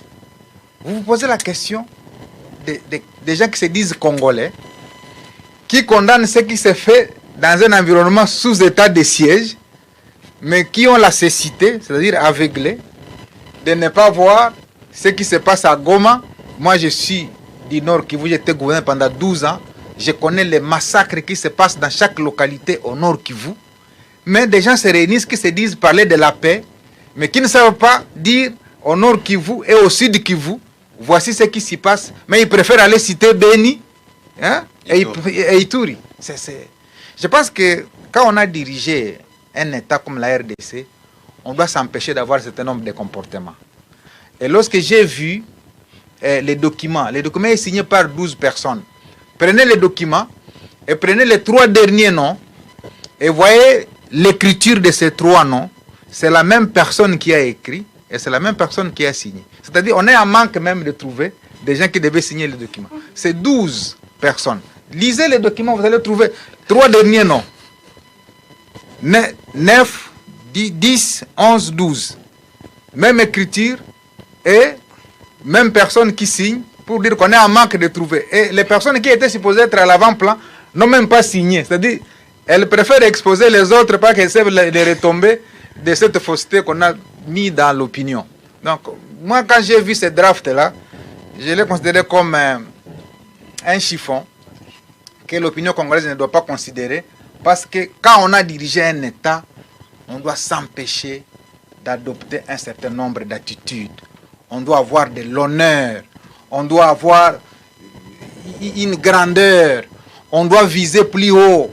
À la place, quand on devient chef d'État congolais, ce qu'on doit viser, c'est d'être président de la Commission de l'Union africaine pour diriger les autres chefs d'État. C'est de viser de prendre la francophonie, parce que pour moi, c'est lui qui tient la francophonie ne mérite pas parce qu'on avait quitté la langue française. C'est de viser d'être secrétaire général de l'ONU. C'est ça les grands hommes. On ne peut pas être un grand homme pour dire à Nituri et au Nord Kivu, dans la partie Béni, il y a ceci, on va attaquer. Mais la posture des hommes d'État, c'est de concourir à la construction de leurs États. Ce n'est pas de les détruire. Moi, je voudrais lancer donc un message aux Congolais qui m'attendent en ce moment, qu'il s'agisse de ceux du Nord Kivu, du Sud Kivu et de l'ensemble de la République, que les gens qui se sont réunis autour d'un draft que vous avez vu dans l'opinion n'avaient que pour objectif de détourner l'attention de ce qui se fait ici aux États-Unis, qui est un fait mobilisateur pour relancer la constitution du pays, et que donc la RDC va se dresser contre toute personne qui va chercher à distraire sa marche vers l'émergence. Voilà, merci beaucoup Monsieur le ministre Paluku, merci à Monsieur Joe Dumbi, conseiller spécial, merci à vous tous de vous être mobilisés pour terminer ces 2 grands jours des discussions autour des investissements en République démocratique du Congo, évidemment avec le gouvernement américain. Nous nous tiendrons prêts pour un autre exercice de redevabilité parce qu'il est important que les Congolais puissent être régulièrement informés des initiatives en cours qui concourent justement à ces changements de narratif que nous appelons de tout neveu et qui va permettre à la République démocratique du Congo d'éclore son potentiel à 100%, n'en déplaise à certains nostalgiques des privilèges perdus. Merci et bonne soirée chez vous. Merci.